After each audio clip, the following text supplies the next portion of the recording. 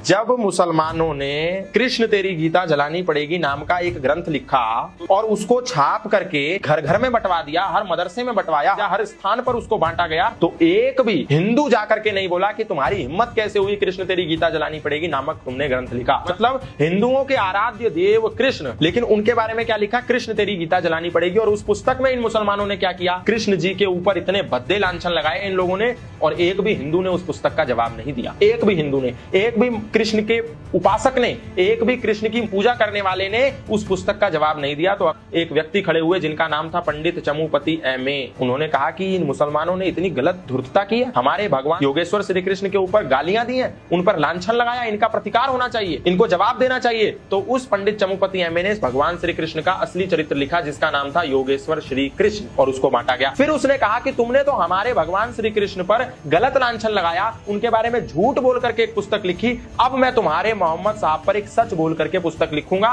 तुम्हारी हदीसों और तुम्हारे कुरान के प्रमाणों के आधार पर लिखूंगा। और उस पंडित चमुपति एमए ने एक पुस्तक लिखी जिसका नाम था रंगीला रसूल। अब उसको छापे कौन?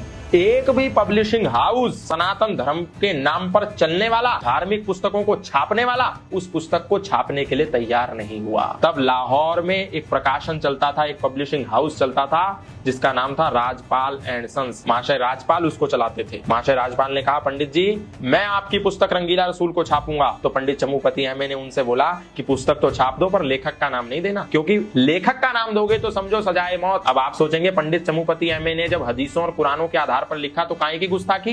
भाई नुपुर शर्मा ने भी तो वही बात बोली थी जो जाकिर नाइक अंतरराष्ट्रीय मंचों पर खड़े होकर बोलता है, क्योंकि वो नुपुर शर्मा ने बोली तो वो गुस्ताखी हो गई, और वही जाकिर नाइक बोलता था, इस्लामिक धर्म गुरु बोलते थे तो वो सही था। तो जब पंडित चमुपति एमए ने कहा तो महाशय राजपाल ने कहा, आप चिंता मत करो, मैं आपका नाम नहीं दूंगा और मैं वचन देता हूँ मरते दम तक मर जाऊंगा, आखिरी सांस तक आपका नाम लीक नहीं करूंगा पंडित जी। और उसने वो पुस्तक छापी महाशय राजपाल ने अपने प्रकाशन से, और लेखक के सेक्शन में लिख दिया दूध का दूध और पानी का पानी, और वो पुस्तक सब जगह वितरित कर दी गई। अब जब वितरित कर दी गई तो पूरे इस्लामी कुनबे में हड़कंप मच गया कि ये क्या हो गया, अनएक्सपेक्टेड चीज हो गई। उनको ऐसा लग रहा था सनातनी तो सुसुप्त अवस्था में चले गए, सरप्राइजिंग हो गया, उनको धप्पा हो गया। अब क्या करें? तो महात्मा गांधी ने बोला कि तुम्हें इन हिंदुओं को जवाब देना चाहिए। यंग इंडिया उस समय महात्मा गांधी का अखबार छपता था, उसमें बाकायदा लेख लिख करके महात्मा गांधी ने कहा मुसलमानों को हिंदुओं से लड़ना चाहिए, और मुसलमान लड़े।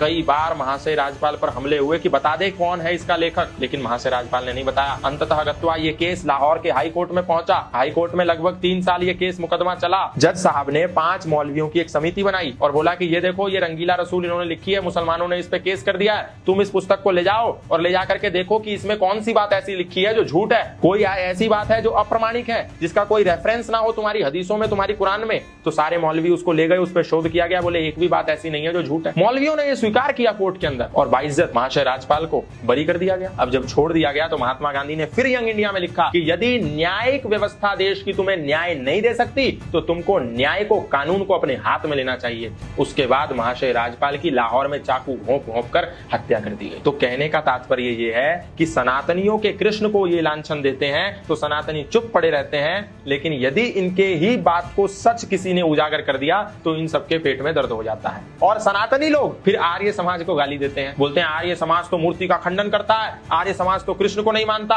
आर्य समाज तो हनुमान को नहीं मानता, आर्य समाज तो मंदिरों का विरोध करता है, आर्य समाज तो श्री राम का विरोधी है। भाई आर्य समाज यदि श्री राम, श्री कृष्ण, हनुमान का विरोधी होता तो कभी भी योगेश्वर भगवान श्री कृष्ण का सच्चा चरित्र ना लिखता। महाशय राजपाल एक आर्य समाजी थे, कोई हिंदू नहीं आया, फिर कोई पौराणिक नहीं आया, कोई पंडित जी नहीं आया, कोई पुजारी नहीं। मैं किसी का विरोधी नहीं हूँ, लेकिन मुझे इस बात से दुख होता है कि जब लोग कहते हैं कि आर्य समाज तो सनातन धर्मियों का शत्रु है। जब हैदराबाद के निजाम ने मंदिरों में हैदराबाद में ताले लगा दिए तो एक भी मंदिर का व्यक्ति पूरे देश से एकत्रित होकर नहीं गया कि वहां जाकर के हम युद्ध लड़ेंगे और मंदिरों के निजाम के आगे लड़ाई लड़कर अपने मंदिरों के ताले खुलवाएंगे। आर्य समाज गया, स्वामी महात्मा नारायण स्वामी गए और जाकर के हैदराबाद के निजाम को घुटने पे टेका और मंदिरों के ताले खुलवाए। किसने?